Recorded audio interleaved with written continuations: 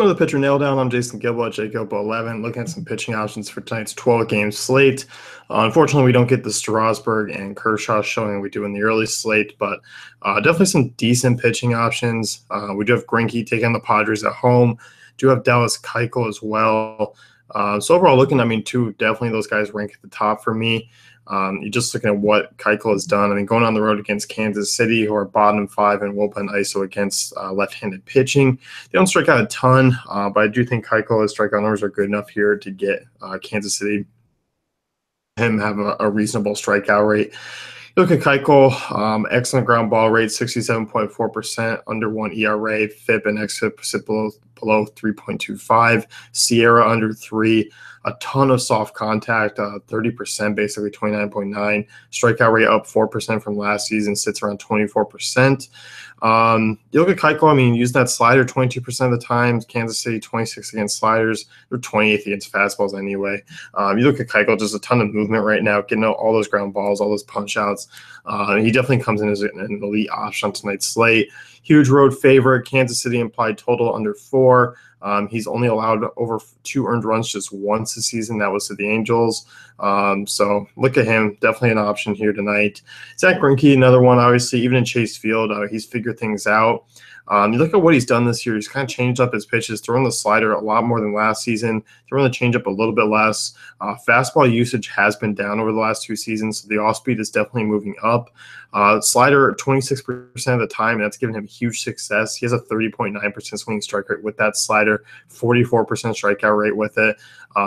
This is also the 3rd time San Diego has faced Greinke. I'm not particularly we're going to be worried about that, just given the fact that San Diego's different lineup has just been, on and off, and also just kind of varying in and outs of different pieces. So they've had 17 strikeouts over 2 starts, scored just 2 runs in 14 innings.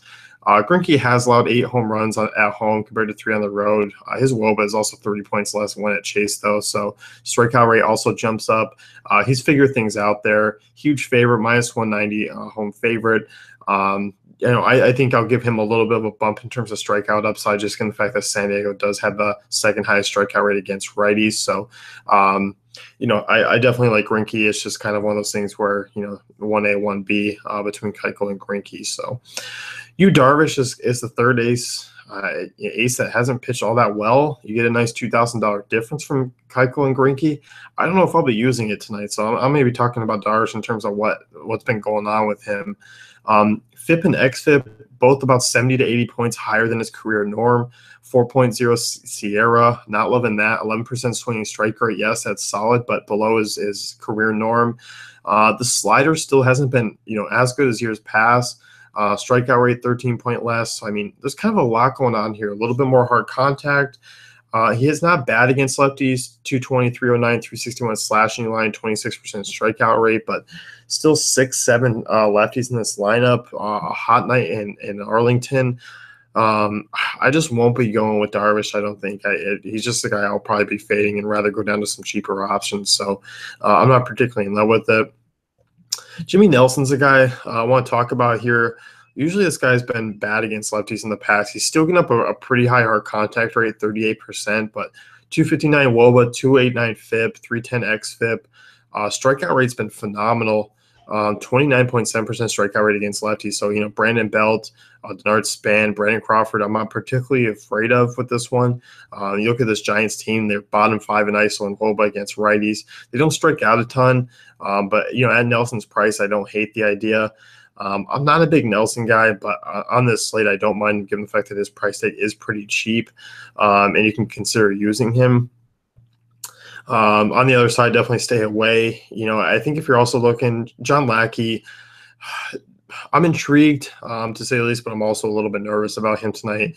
Miami, obviously a middle-of-the-road offense at times. You still have to worry about Ozuna, Yelich, and Stanton, of course, and even D. Gordon keeping him off the base paths, wreaking havoc. And you just look at it, Lackey. The hard contact rate's pretty high. Against lefty or against righties, he hasn't been too bad, kind of middle of the road numbers, still a high hard contact rate against lefties. It's still a little bit of an issue. 368 WOBA, 2.57 home runs per 9. But you do look at that game in terms of what Vegas predicts. It's worth noting. 201 favorites. You look at the Marlins, 3.5 implied run total. So I don't hate the idea of using Lackey. I think he's priced down enough for me to consider.